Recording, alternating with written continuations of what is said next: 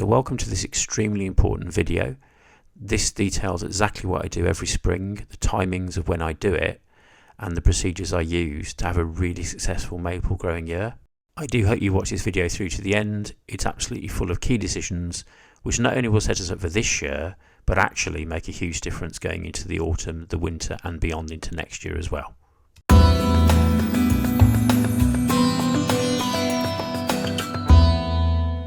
Hi there maple fans, and in this series of videos I'll be sharing what I do throughout an entire year on a monthly basis. Please note that these months are based on UK timings, but of course can easily be adapted to anywhere else in the world. So this dieback caused to this little tree isn't over the winter. This was actually back from last spring as an example I kept for you. So what you can see is that the spring is a very dangerous time. However, I'm now very aware that the frosts are over, the weather report for the next few days is looking great. And what you can see is a tree like this where the buds are absolutely bursting because the poor little thing has held back and held back and held back until the nighttime temperatures improve enough for it to leaf out. As you can see, it's going to absolutely leaf out any moment now. It's a bit of a gamble for the tree really, because if it leaves out too early it wastes a huge amount of resource growing little leaves and also branches too, which of course can die back as in the previous example. This little princess here, again leafed out already, looking really good. They will leaf out at different rates, different times, just a question of being patient really. But many trees this year will leaf out in a very quick process because it has been a very sort of cold and dry March, which actually is much better than last year where we had a terrible problem where the trees leafed out. There was a ton of rain which caused roots to rot as well. So as I said at the beginning, you've got to kind of make sure that you plan ahead like a year or more.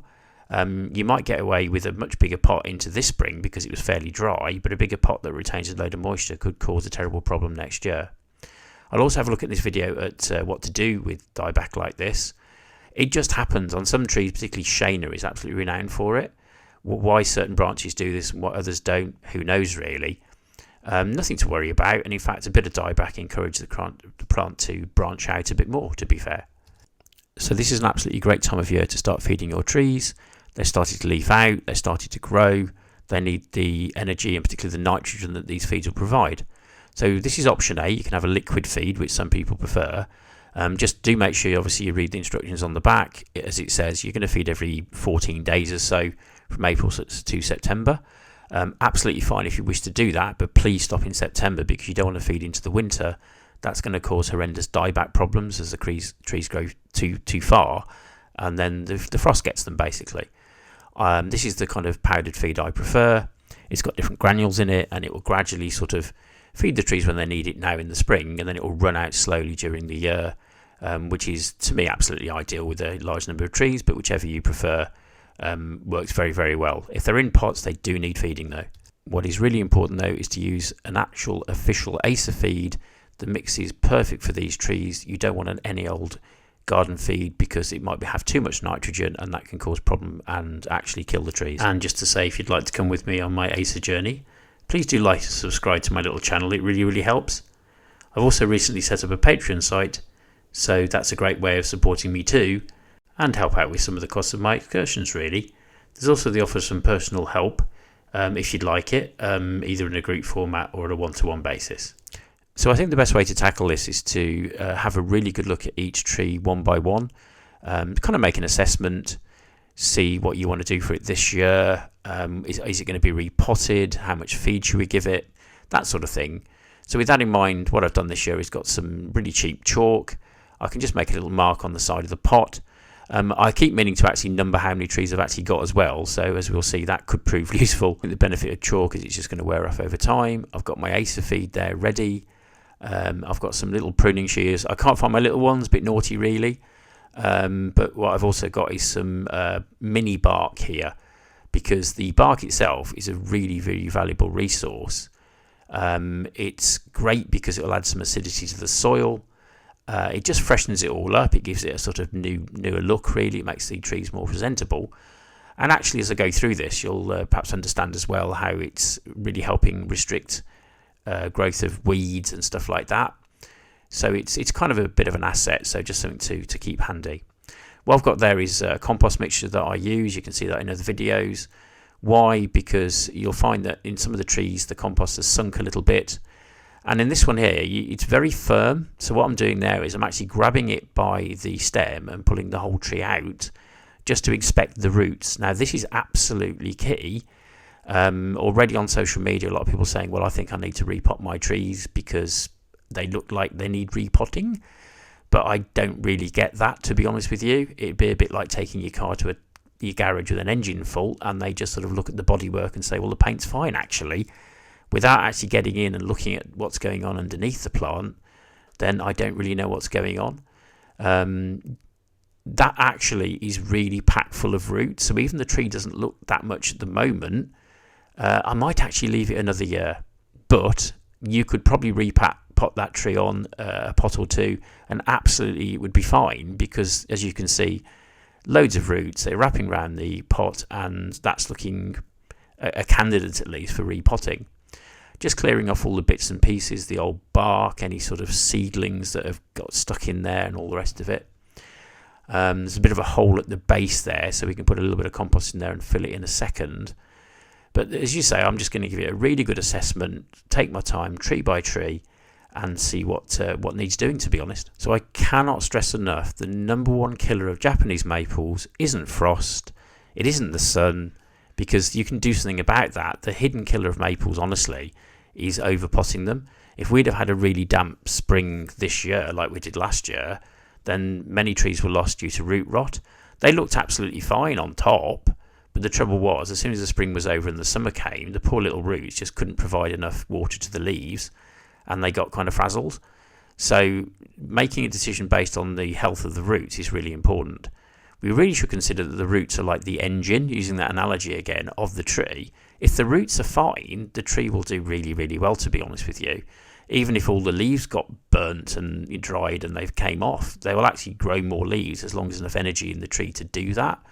So it's really important to make that decision by looking at the actual root system.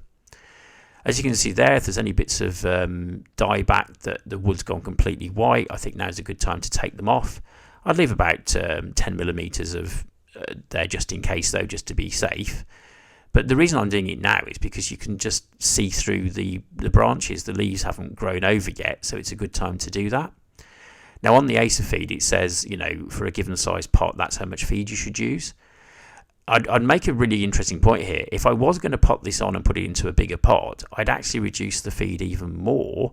Why? Because the compost that I'm going to be used to repot in has actually got food in it. It's got nutrients inside it. At least all the ones I've ever seen have. So if I'm going to provide it with a load of extra nutrients by using fresh compost and repotting, I don't want to go mad and add too much at this stage. Now, because I've actually used a little weighing machine just to remind myself on those scales what 10 grams is, I reckon, you know, we'll trim a bit more off there. You don't have to be totally precise, you really don't.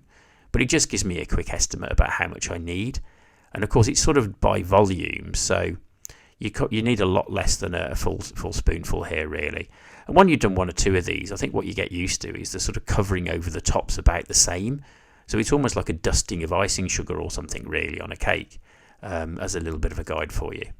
So my view is this: if I can get this right, I make my decisions on repotting now, decide what to do. There's a little bit of compost going on top there, not a great deal, but I'm just going to flatten that surface off and just improve it slightly. As we do hang around towards the end of the video, because I've got more plants to show you where they're a bit more tricky than this. In fact, just to warn you, if you try and sort of lift the tree up as I did and it's just going to come away, well, be very, very careful. You don't want to do that. You can tell with a little bit of practice that the root ball's really solid and it's full of roots, so the whole lot's going to come out, and that's absolutely fine. But to be fair, if you start pulling at the tree and it's obviously going to come away and come loose, that means that it was overpotted last year, so I haven't got a solid root ball of roots. Just pointing out the graft point there as well. So the bottom part of this tree is an Acer palmatum palmatum. This is a grafted tree with a nice durable root system. And what you can also see is little bits of grey and sort of a little bit of damage and a little bit of discoloration on the stems themselves. Don't worry about it. Leave it. If you've got growth above that, it's fine. It just means that some barks change colour over time because it gets older. No problem with that at all. But if you've got no growth above an area, that's probably going to be a problem, but we can always trim it back at a later date. So if in doubt, I would leave it. So they're just applying some mulch around the side, which is just bark chips. Don't use stones, don't use pebbles. They're going to get really hot. They won't provide the acidity that the bark does.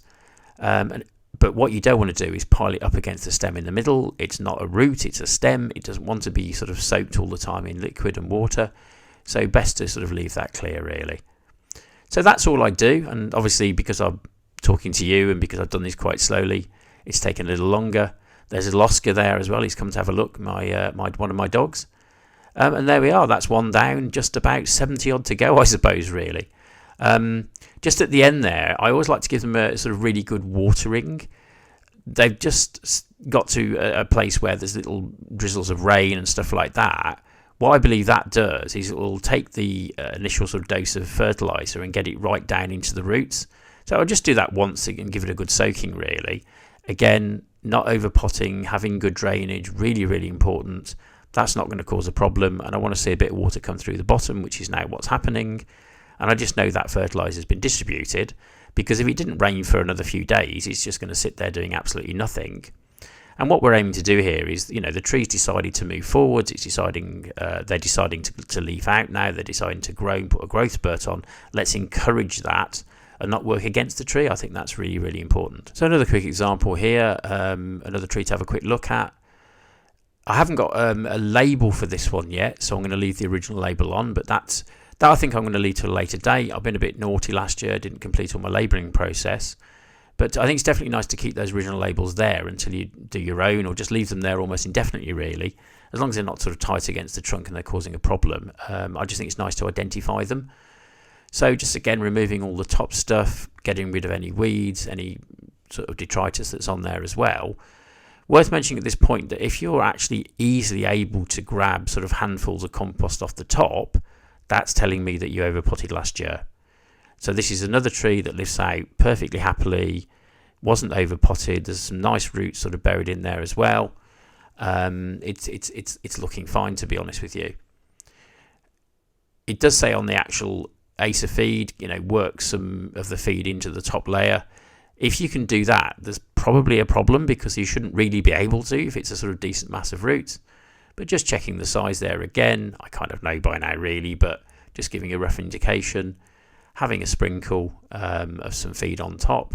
Just go around the sides there and sort of distribute it quite evenly as best you can, really.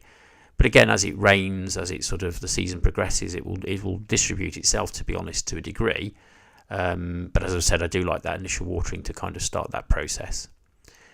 So just grabbing a bit of mulch, just once again, round the sides. It doesn't have to be a really long process. But you get this right, do it once, and then it's happy days for the summer. All you've really got to do at this point is kind of water them. Again, if you want to use liquid feed and go back to them on a bi-weekly basis, that's kind of absolutely fine too. And just whizzing to the end of the process, there's another one ready to go, marker up, and there we are, really.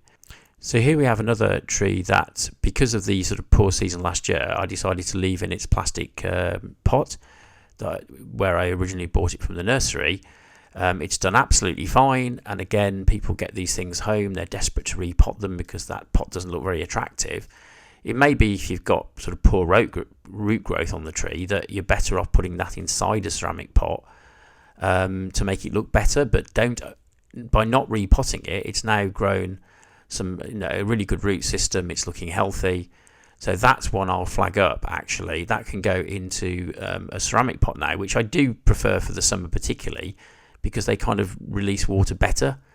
But on balance, you're better off leaving it in the nursery pots until they reach that state, really. So what about a bigger specimen? This Sakazuki is a few years old now. I probably had her for about 4 or 5 years. Would I do anything different? No, absolutely not. It's a bit of a handful to lift out, but again, taking the roots out. Some people would say, look at that, well, hang on, that needs repotting. No, it really doesn't. That would do for another year or two, actually. Eventually, all acers will either have to be root trimmed or repotted. They've got to grow to some degree. They've got to have some room left to grow. That's their natural process. But to be quite honest with you, And looking at that potting compared to the size of the tree, it really isn't a problem. And I think this is where, if you've grown other plants, it can be a bit of a handicap, actually, to be fair, because you might think, well, that desperately needs repotting. Acers don't like it. They like a nice tight root ball, because that's hugely beneficial. And the idea really, I think, is to repot in the spring. That's what I like to do. Let the roots fill the pot again. And once they've filled that pot, that root ball protects it over the winter, and just sets you up for next year, really. So it's kind of like putting it into a sort of slightly more dangerous situation of having a larger pot. Let the roots fill the pot, and then you're set up again ready for the following year. So this little fella here is a poor old thing. I really overpotted it. It's a great example of what not to do. It's all wobbly at the top, so clearly I'm not going to pull that because the whole lot's going to come loose. I did downsize and repot it last year, but the poor little thing refuses to die. So you could almost chuck it away and start again. I'm not going to, but that's telling me most clearly, don't repot it. It's not even filled the pot it's in with roots at the moment. That really needs leaving alone. So here I'm just adding a tiny amount of compost to the pot and firming it down just to sort of give the tree a bit more support, to be honest with you. It could, if it was an exposed position, put a stake in it, to be honest, so it doesn't sort of wobble around in the compost. I find, again, if you overpot it, that's a problem. If you don't, and the pot's full of roots, it stabilises the whole tree too, which is nice. And what you can see here is lots of leaf litter. This little crypts is done really well. Again, my fault, overpotted it, but I've got away with it just about, and it's kind of grown into the pot now. So that's a much more appropriate size. But again, for a year or two, I'm just going to leave it there. It's absolutely happy. But it's just a nice way of getting rid of all the detritus. You can see last year's leaves all over the place, really. So a quick heads up here, if you've got animals, like I've got 2 dogs, just be careful because they can smell the nitrogen in the fertiliser and they do tend to raid it. So I'm just going to have to keep an eye on them and for the next few weeks, I suppose, until it's sort of more absorbed into the compost a little bit. But there we have the sort of finished examples. Definitely got some labelling to do. I will spot the pots over and 1 or 2 that are broken in the garden, do that at a later date. But for now, that's it, and just 3 more borders to do.